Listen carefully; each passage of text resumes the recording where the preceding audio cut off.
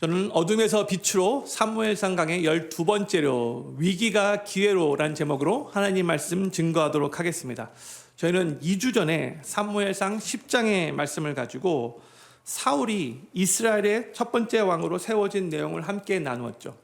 하나님이 이미 사울을 이스라엘의 왕으로 택하셔서 사무엘을 통해서 기름 부음까지도 받았는데, 그럼에도 모든 이스라엘 백성들이 인정할 수밖에 없는 제비 뽑기 방식으로 사울을 왕으로 이렇게 세웠어요. 그 당시 이스라엘의 남자 숫자가 몇 명이었는지 정확하게 잘 모르지만 만약 60만 명으로 추정한다면 사울이 제비 뽑기로 뽑힐 확률은 0.00016%보다도 낮은 확률이었다고 했죠.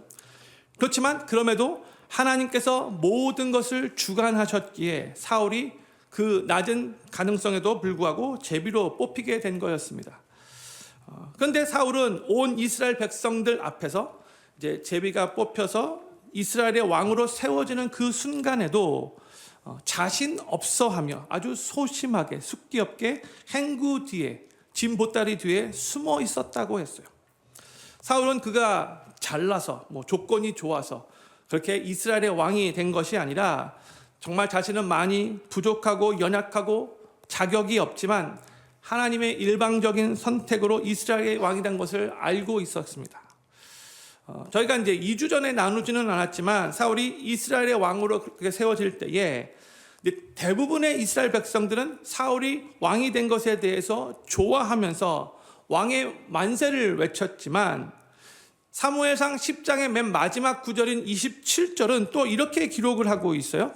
27절 말씀 같이 읽겠습니다. 시작. 어떤 비류는 가로되 이 사람이 어떻게 우리를 구원하겠느냐 하고 멸시하며 예물을 드리지 아니하느냐. 그러나 그는 잠잠하였더라 했어요. 여기서 어떠한 비류는, 비류라는 단어가 다른 번역을 보면은 불량배들이라고도 이렇게 번역되었는데, 어떤 사람들은 사울이 왕이 된 것에 대해서 불만을 표시하고 멸시까지 했대요. 사울을 왕으로 인정하지 않았다는 거죠. 어떤 학자들은 아마 사울이 그 당시에 이스라엘의 12지파 중에서 가장 작은 지파였던 이 베냐민 지파 출신이어서 탐탁지 않게 여겼던 거 아닌가 이렇게 추정을 합니다. 그런데 사울은 본인 스스로도 자신이 이스라엘의 왕이 된 것에 대해서 많이 자신 없어 했는데, 게다가 어떠한 사람들은 사울이 왕으로 등극하는 그 날에도 그 사울을 자신들의 왕으로 인정하고 싶지 않았다는 것을 지금 성경 저자가 우리에게 의도적으로 알려주고 있는 거예요. 이제 오늘 본 말씀인 사무엘상 11장으로 들어와서 사울이 왕이 된 후에 얼마 지나지 않아 일어난 사건을 소개하고 있어요. 70인역을 보면은 이제 사울이 왕이 되고 나서 약 한 달 정도 지났다라고 이렇게 알려주고 있어요. 그러니까 이 사건은요, 사울이 왕이 된 지 약 한 달밖에 되지 않아서 아직 이스라엘의 왕정 체제가 정립되기 전에 일어난 사건인 겁니다. 어떤 일이 일어났는가? 사무엘상 11장 1절 말씀 같이 읽도록 하겠습니다. 시작. 암몬 사람 나하스가 올라와서 길르앗 야베스를 대하여 진침해 야베스 모든 사람이 나하스에게 이르되 우리와 언약하자. 그리하면 우리가 너를 섬기리라 했어요. 여기 보면 암몬 사람 나하스가 나오고 또 길르앗 야베스라는 지형 이름이 나오죠. 우리 지도 한번 먼저 보도록 하겠습니다. 길르앗 야베스는 요단강 동편에 위치하고 있고요. 그다음에 그 바로 밑에 암몬 족속이 그렇게 있었어요. 이 암몬 족속이 야베스, 이 길르앗 야베스 바로 밑에서 진을 쳤다는 겁니다. 전쟁하기 위해서. 그렇죠? 둘이 아주 가까운 곳에 위치하고 있었던 거죠. 그런데 이 암몬이 전쟁하기 위해서 쳐들어오자 그 당시 길르앗 야베스 사람들은 이제 전쟁할 그런 힘도 없었을 뿐만이 아니라 또한 이 요단강 동편에 위치하고 있어서 위치상으로 다른 그 이스라엘 사람들의 그 지원과 도움을 받기가 쉽지 않았던 때였기 때문에 암몬 사람 나하스에게 도리어 우리와 언약합시다. 우리가 당신을 섬기겠습니다라고 먼저 제안을 했다라고 하고 있는 거예요. 암몬과 전쟁을 하게 되면 분명히 패할 거라고 생각했기 때문에 차라리 그냥 조공을 바치는 속국이 되는 게 더 낫겠다라고 생각했던 겁니다. 이 제안에 나하스가 어떻게 답변하는가? 2절 말씀 같이 읽겠습니다. 시작. 암몬 사람 나하스가 그들에게 이르되 내가 너희 오른 눈을 다 빼어야 너희와 언약하리라. 내가 온 이스라엘 이같이 모욕하리라 했어요. 지금 나하스는 길르앗 야베스 사람들의 오른쪽 눈을 다 빼내야지만 조약하겠다 이렇게 말을 하고 있죠. 이 말은 뭘 의미하는 거예요? 길르앗 야베스를 조롱하고 모욕을 주다가 결국 다 치욕스럽게 죽여버리겠다라고 말하는 아주 비인간적이고 포악한 짓을 하겠다라는 그런 의미인 거죠. 그러면서 또 아주 교만하게 너희들뿐만이 아니라 온 이스라엘을 이렇게 동일하게 모욕 주겠다 이렇게 말을 한 거예요. 근데 보세요. 바로 이러한 이제 그 얘기를 들었을 때에 이제 길르앗 야베스의 장로들이 많이 두려워하면서 일주일의 시간을 달라고 요청을 합니다. 3절 말씀 같이 읽겠습니다. 3절 시작. 야베스 장로들이 이르되 우리에게 일의 유예를 주어 우리로 이스라엘 온 지경에 사자를 보내게 하라. 우리를 구원할 자가 없으면 내게 나아가리라 하니라 했어요. 야베스 장로들이 일주일 동안 시간을 주어서 우리가 이스라엘 돌아다니면서 우리를 위해서 싸워줄 자를 찾지 못하면 그때는 항복하겠다라고 말을 합니다. 근데 이 말은 암몬 사람들에게 이제 죽임을 당하기 전에 마지막 일말의 희망이라도 잡아보겠다는 그런 의미인 거죠. 근데 여기서 길르앗 야베스 사람들이 보세요. 하나님께 그 상황 가운데 기도했다라거나 아니면 지금 이미 왕으로 세워진 그 사울에게 도와달라고 부탁하는 모습이 나오고 있지 않죠. 이건 뭘 의미하는가?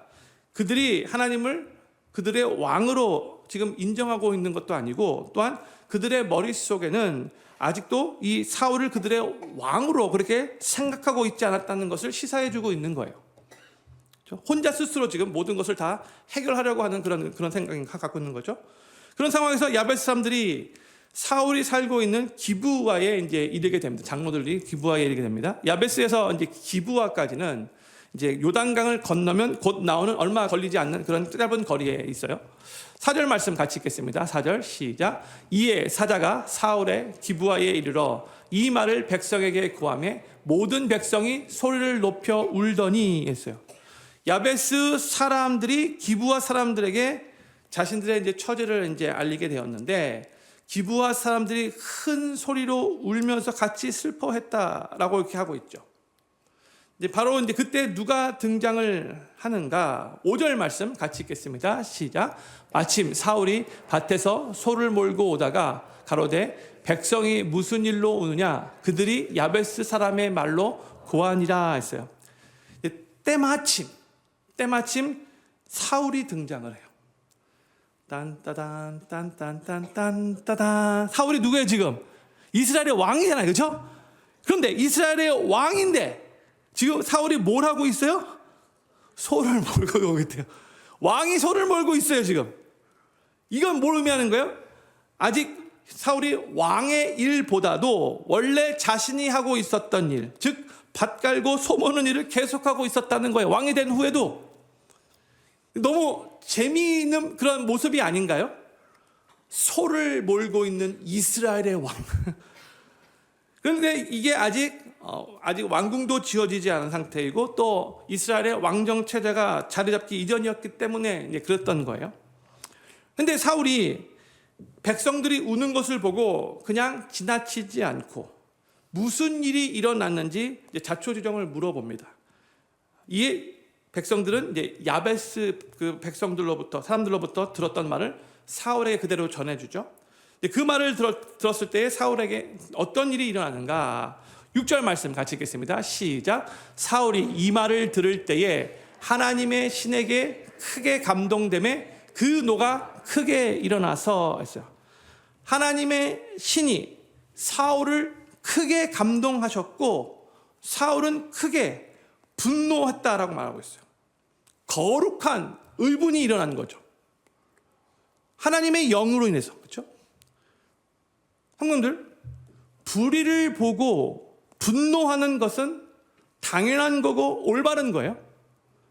오히려 불의를 봤는데 가만히 있는 게 올바르지 않는 것이죠. 그런데 우리는 보통 불의를 보고는 가만히 있고 누가 내 자존심을 건드리거나 나에게 만약에 손해를 끼치면 그때는 엄청나게 분노하는 경우가 많아요. 근데 이게 뒤바뀌어야 되는 거예요. 정말로 하나님의 마음을 가지고 화내야 할 때만 화내야 하는 거예요. 쓸데없이 화내서는 안 된다는 거죠. 저를 한번 큰 소리로 따라 해주시면 감사하겠습니다. 화내야 할 때만 화나겠습니다. 아멘이십니까? 이게 바뀌시면 안 되는 거예요. 화내야 될 때만 화내야 되는 거예요. 근데 사울은 이제 이스라엘 백성의 그 고통의 소리를 듣고 또 암몬 사람들이 약간 포악하게 치욕을 준다라는 그런 말, 아주 교만하게 온 이스라엘 백성들에게 다 그렇게 할 거라는 그 말을 듣고 분노하게 되었고, 하나님의 영은 사울에게 이들을 구원할 힘과 용기를 부어주신 거예요. 그리고 곧바로 사울은 전쟁에서 싸울 장정들, 남자 장정들을 불러 모읍니다. 7절 말씀 같이 읽겠습니다. 시작. 한결이 소를 취하여 각을 뜨고 사자의 손으로 그것을 이스라엘 모든 지경에 두루 보내어 가로되 누구든지 나와서 사울과 사무엘을 쫓지 않냐면 그 소들도 이와 같이 하리라 하였더니 여호와의 두려움이 백성에게 임하매 그들이 한 사람같이 나온지라 했어요. 여기서 한결이라는 말은 두 마리 소를 의미하는 거예요. 두 마리 소를 잡아서 각을 떠서 온 이스라엘 지역에 보내면서 만약 너희가 전쟁에 참여하지 않으면 너희들의 소들을 이렇게 만들겠다라고 말하며 전쟁에 참여할 것을 강력하게 명한 거죠. 그리고 7절 후반부에 보면은 이 사울의 메시지를 들은 이스라엘 백성들의 마음에 하나님이 주시는 두려움이 임했다라고 말하고 있어요. 이게 무슨 말이냐면 하나님께서 사울의 말에 권위를 부여주셔서 백성들이 우리가 사울의 말을 듣지 않으면 큰일 나겠구나, 우리 이스라엘 백성들이 이제 하나로 모일 때가 됐구나, 이렇게 생각하면서 그 말을 따르게 되었다는 그런 의미인 거죠. 근데 성도님들, 사울의 이 모습은요, 이전까지 그가 보였던 숙기 없고 자신 없어하고 소심한 그런 모습이 전혀 아니죠. 왕으로 제비 뽑혔을 때에도 쑥스러워하면서 이 진보다리 뒤에 숨었던 그런 사람이었는데 지금 하나님의 영으로 감동되니까 아주 적극적이고 담대한 사람으로 변해 보여요. 그렇죠? 성도님들, 우리가 하나님의 영으로 충만해지면 어떠한 사람이라 할지라도 다 변할 수 있다는 거 믿으시기 바랍니다. 성령으로 충만해지면 모나고 부족한 인격도 변화될 수 있고요, 소심하고 숙기 없는 사람도 하나님의 일을 적극적으로 할 수 있도록, 담대하게 할 수 있도록 변화될 수 있는 거예요. 성령으로 충만해지면 예전에 나의 힘으로 도저히 할 수 없었던 것도 이제는 할 수 있게 되는 거예요. 그렇기 때문에 우리는 나 자신으로 충만해지지 않고 나의 욕심과 나의 욕망으로 충만해지지 않고 나의 자아로 충만해지지 않고 무엇보다도 하나님의 영으로 충만해지기를 사모하며 그 성령 충만을 위해서 매일 기도해야 하는 거예요. 저는 필그림교회 모든 성도님들이 우리 자신의 연약한 부분들, 모난 부분들, 오랫동안 변하지 않았던 그 약점들을 보면서 나는 변할 수 없는가 보구나, 나는 항상 이렇지, 절대로 이런 생각 갖지 않으시기를 바라고 성령으로 충만해서 하나님의 영이 나를 그렇게 주장하면 나도 변할 수 있다, 이렇게 생각하시며 성령 충만을 사모하시고 그렇게 성령 충만을 위해서 기도하심으로 삶의 좋은 아름다운 변화들을 더욱더 많이 경험하시게 되기를 우리 구주 예수님의 이름으로 간절히 축원합니다. 우리 옆에 계신 분에게 나도 변할 수 있습니다, 이렇게 말씀해 주시면 감사하겠습니다. 나도 변할 수 있습니다. 나도 변할 수 있습니다. 네. 언제요? 성령 충만할 때. 성령 충만할 때. 하나님의 영으로 충만해진 사울의 말을 듣고 이스라엘의 남자 장병들이 전쟁하기 위해서 한 마음으로 모였는데 얼마나 많이 모였는가? 8절 말씀 같이 읽겠습니다. 시작. 사울이 베세에서 그들에게 계수하니 이스라엘 자손이 30만이요 유다 사람이 3만이더라. 그러니까 전쟁을 위해서 빨리 단시간에 그렇게 남자 장병들을 불러 모았는데 총 33만 명이 자율적으로 모인 거죠. 물론 두려운 마음도 있었기 때문에 그런 것도 있지만 하여튼 자율적으로 모인 33만 명이 대단한 숫자인 거예요. 단시간에. 그런데 이 모든 일들을 엄밀히 말해서 누가 하신 건가? 하나님이 하신 거예요.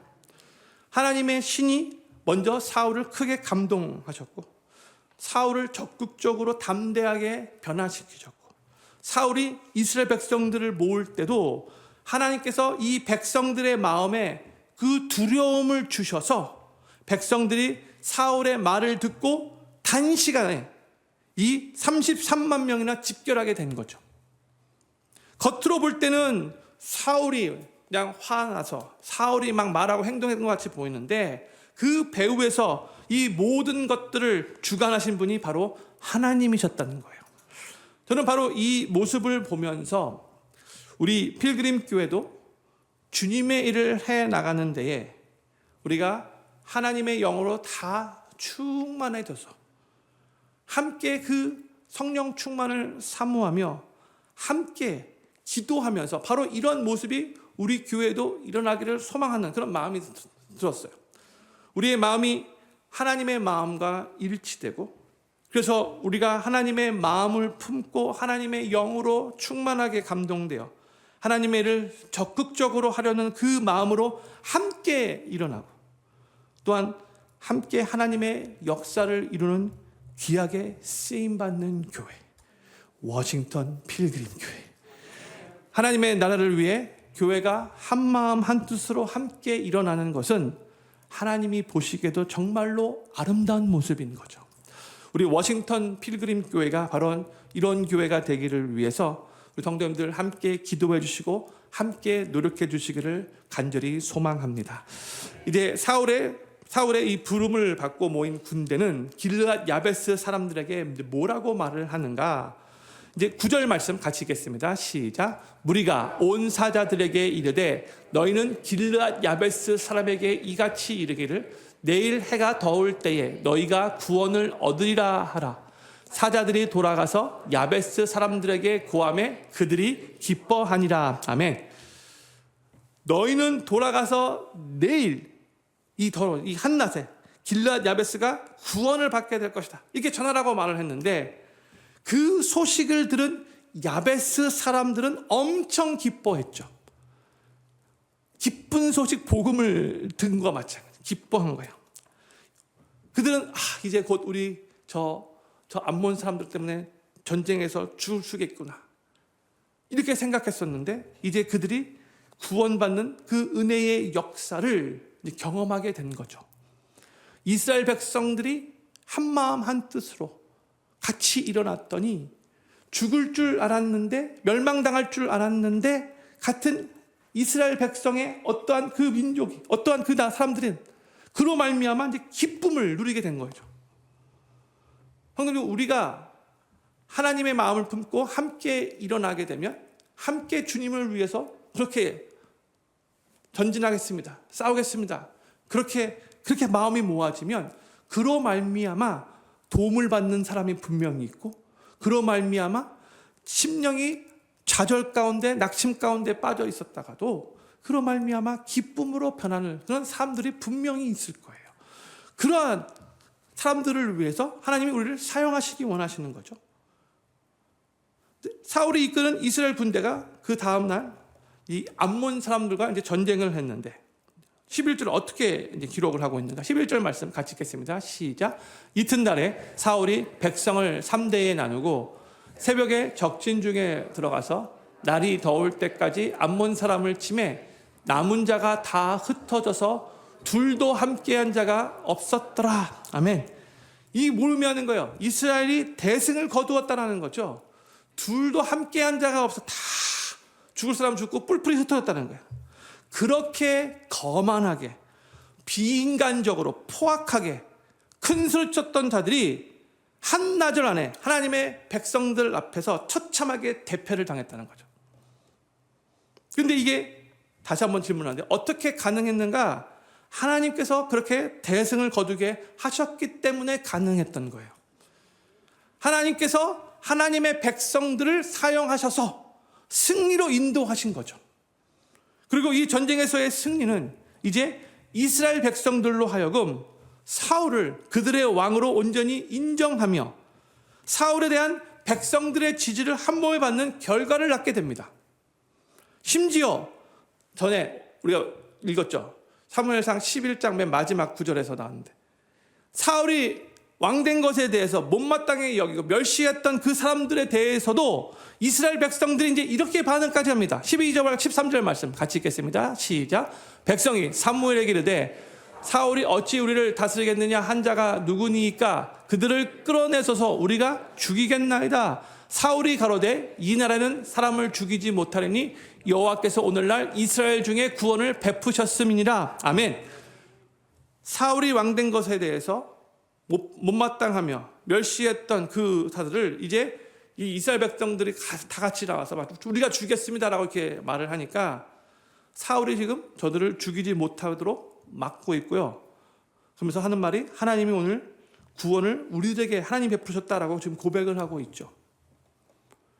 사울은요 하나님의 영으로 담대해졌을 뿐만이 아니라 또 하나님의 도우심을 받고 이스라엘 백성들을 이끌고 전쟁에서 승리했고요. 그렇게 전쟁에서 첫 번째 승리인데 첫 번째 승리 앞에서 보통 대부분의 사람들은 승리 도취감에 빠지는데 전혀 승리 도취감에 빠지지 않고 그러면서 불필요한 살생을 스스로 막으면서 뭐 알아서 하십시오. 이것도 아니에요. 절대 그러면 안 된다. 그래서 전쟁의 승리가 하나님께로부터 왔음을 고백하며 지금 하나님께 온전한 영광을 돌리고 있는 사울의 모습이에요. 성도님들, 사울의 이 모습을 잘 기억하시기 바랍니다. 사울은 하나님이 기뻐하시는 왕의 모습으로 세워진 거예요. 이게 사울의 모습이었던 거죠.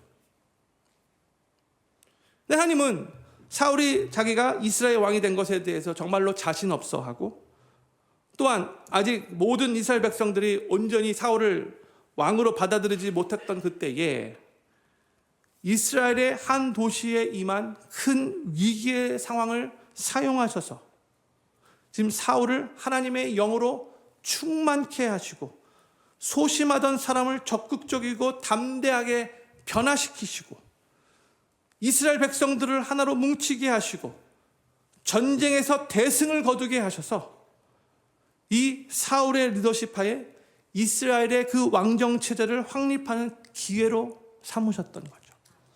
하나님이. 사랑하는 필름교회 성도님들, 이 말 많이 들어보셨죠? 위기는 곧 기회입니다. 근데 좀 더 성경적으로 말씀드리자면 우리 인간에 닥친 위기는 하나님의 살아계심을 경험하는 기회가 됩니다. 얼른 보면 정말 위기는 힘들죠. 어렵죠. 불안하죠. 두렵죠. 그런데 잘 보잖아요. 그러면 이 위기에는 양면성이 있다는 것을 우리가 곧 알게 될 거예요. 그렇죠? 우리 삶에 갑작스럽게 닥치는 위기는 정말 그 순간에 우리를 두렵게 만들고 걱정케 만들어요. 그래요. 그런데 그 상황에서도 우리가 그 위기를 대하는 올바른 자세를 갖고 있다면 오히려 그 위기는 살아계신 하나님, 전능하신 하나님을 경험하는 놀라운 기회가 되는 거예요.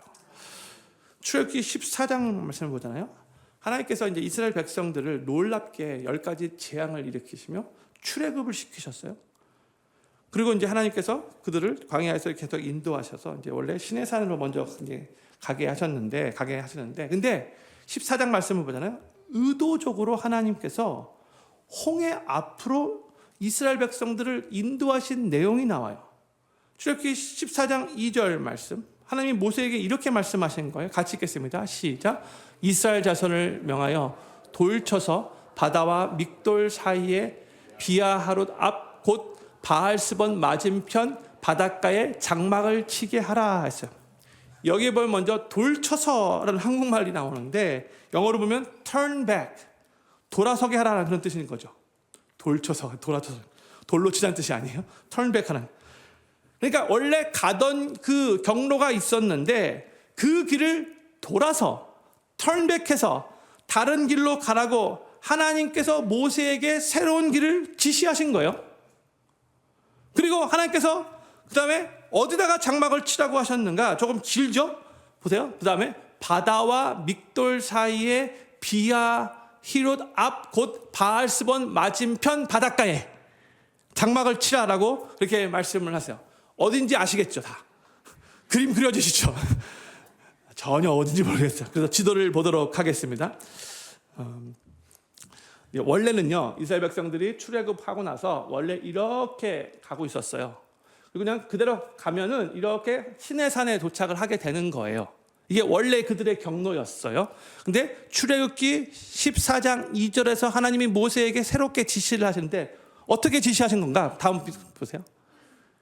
보세요. 이렇게 가다가 일로 가지 말고 바알스본 맞은편 비하히롯 이 바닷가 앞에 진치라고 말씀하신 거예요. 이렇게 가지 말고 돌쳐서 턴백해서 일로 가라라고 말씀하신 거예요. 누가 이 말씀을 모세에게 해주신 거예요? 하나님이 바로 앞에 지금 이 홍해의 끝자락에 딱 진치게 하신 거예요. 하나님이. 그렇죠? 그런데 이제 바로 거기에 진을 치고 있었는데 그 이스라엘 백성들에게 어떤 일이 일어납니까?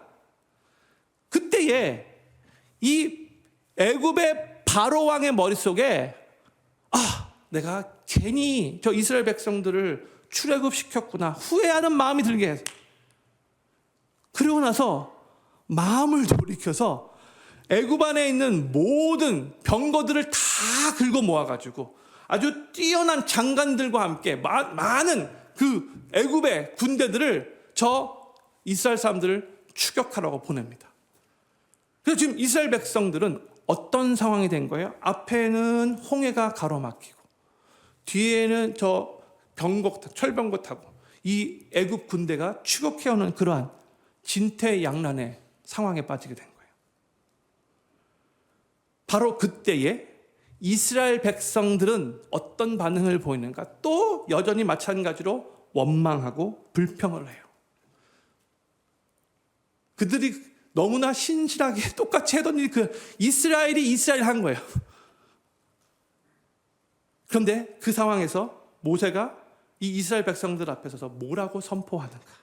저는 이 말씀을 읽을 때마다 마음이 뜨거워져요. 우리 출애굽기 14장 13절 14절 말씀을 같이 읽겠습니다. 시작. 모세가 백성에게 이르되 너희는 두려워 말고 가만히 서서 여호와께서 오늘날 너희를 위하여 행하시는 구원을 보라.